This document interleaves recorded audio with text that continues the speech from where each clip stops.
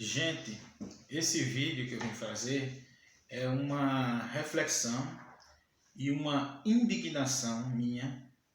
E a ideia desse vídeo foi a partir de ontem, que eu assisti um documentário de uma TV portuguesa falando sobre Angola.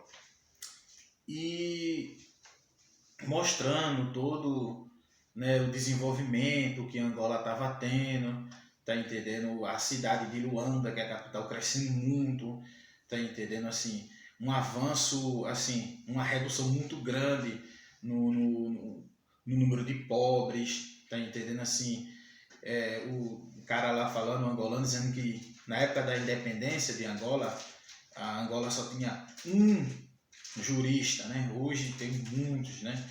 E o avanço que o país teve. E esse documentário é de 2014 e só fazia 10 anos da independência. E durante esses 10 anos o país avançou, tipo, saiu de um país destruído pela guerra e para se tornar um dos países que mais cresce no mundo, tá entendendo? E eu olhando todo o desenvolvimento, construção de estradas, rodovia, o país em construção, entendeu? Ele saiu do nada, destruído, para o país em construção. Mas vamos voltar um pouquinho lá atrás. Todo esse desenvolvimento que Angola está tendo, né, isso deve-se ao quê? A expulsão, né, dos seus antigos colonizadores. Ou seja, o negro foi lá e disse, olha, essa terra é nossa, é dos africanos, então o branco vai ter que sair daqui. Então eles pegaram e expulsaram aquela elite branca minoritária que dominava o país e que deixava os negros, né, como cidadãos de segunda classe, né?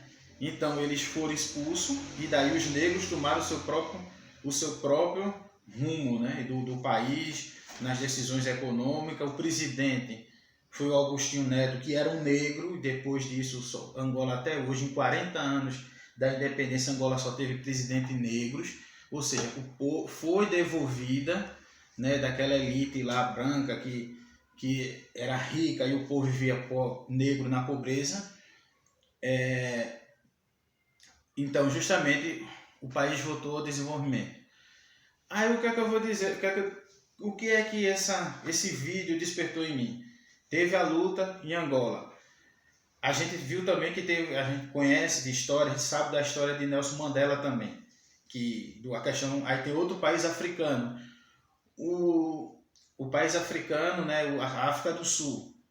Lá existia também um regime, né, segregacionista, em que uma minoria branca dominava, né, a vida política e econômica na África do Sul, e Nelson Mandela lá, junto com os negros, acabaram tornaram uma revolução e tomaram o poder da mão dos brancos, né? Então teve um presidente negro, tudinho, e Nelson Mandela tornou-se presidente, e eles conseguiram, né, afastar, tipo, eles mudaram, eles fizeram uma revolução, né? Eles passaram a ter políticas públicas voltadas para a população negra, que nunca teve, e daí os negros avançaram economicamente, né? E hoje está tendo hoje lá tem uma disputa muito grande, né, por poder, disputa política e econômica entre os negros e os brancos. Aí, ou seja, isso ocorreu em todo o continente africano. Os africanos pegaram arma e expulsaram os colonizadores europeus.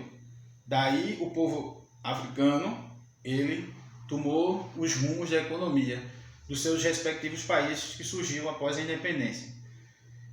E o que é que no Brasil nunca se fez?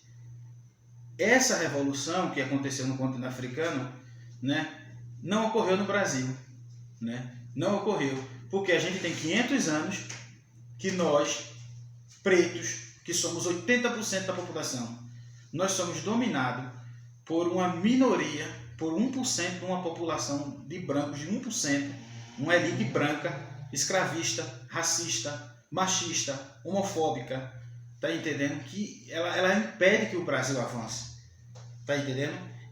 Não se foi feito nenhuma revolução nesse sentido, né? A gente teve o Brasil colônia, a gente teve o período do Brasil império, e você vê a elite branca escravista, a elite do atraso.